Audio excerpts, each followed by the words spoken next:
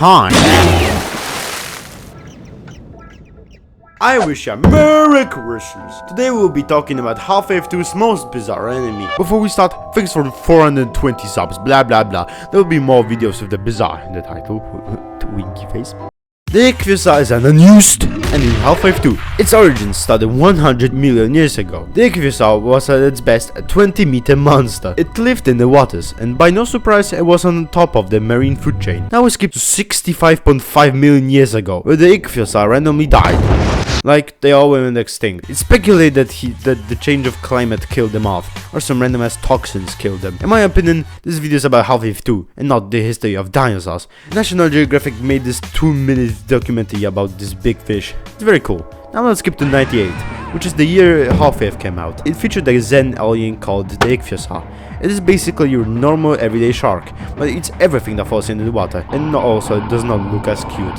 Now we skip to 2004, the year Half-Life 2 came out, finally! And the only time this guy appears is in the teleporter malfunction in Red Letter Day. And that's it, thank you for— In all seriousness, in Half-Life 2, when you try to go deep into the ocean in the coast chapters, leeches start attacking you. It's a good way for making the player not see the boundaries of the map. Well, in the development of Half-Life 2, instead of leeches, the Ichthyosaur would have attacked you. What was the Ichthyosaur changed to the leeches? Simple.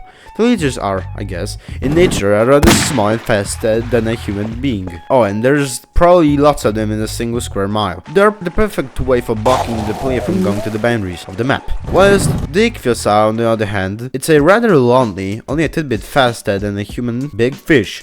You'd probably have a single Ichthyosaur on 100 square miles. And since this is the source engine, having this guy spawn in and lock into the player fast enough when nearing the boundaries of the map would result in lots of bugs. Hell, even if the player would have been faster than the fish, he could accidentally touch the boundaries of the map. How they imagine lost in a single second. Jesus Christ! Luckily, Valve just kept this guy in the cutscene and forgot about him. Or did they? We all know about the model for the Ichthyosaur that exists in the files, but do you know about the actual NPC that exists for him? Although, it's brain dead. If you don't spawn him in water, he kinda does nothing. And if you spawn him in the water, he doesn't move. I mean, that is until you go somewhere around him in front of him.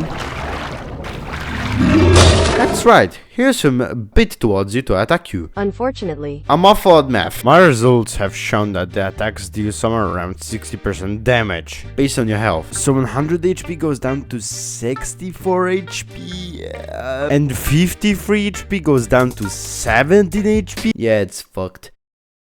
I'm guessing that this is done to balance him around the fact he was meant to protect the boundaries. Instead of just like freak hits to kill, it hits just a bunch of times or less time to kill.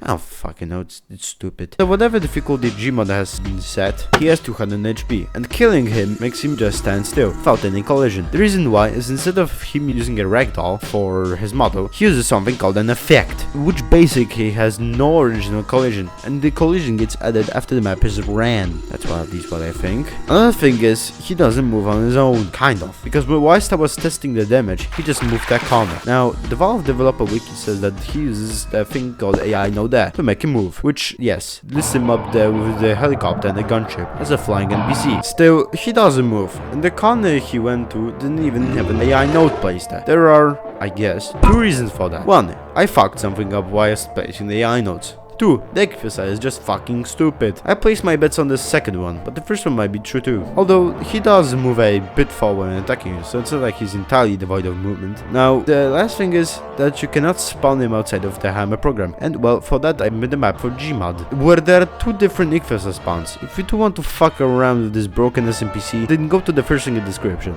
And thus, that's all I've got to say. Ichthyosaur is just an unfinished NPC. Really. If there are any modders for Gmod, I could publish a mod for Gmod that just re-adds the Half-Life 1's Ichthyosaur AI to the Half-Life 2's Ichthyosaur AI, and also make it spawnable outside Hammer. And I'll be sure to post your mod everywhere I possibly can. Just remember to post a comment with your mod under this video. And now, I've definitely said everything that I've got to say. Thanks for watching, and also, Merry Christmas. Check the comment section for a secret video!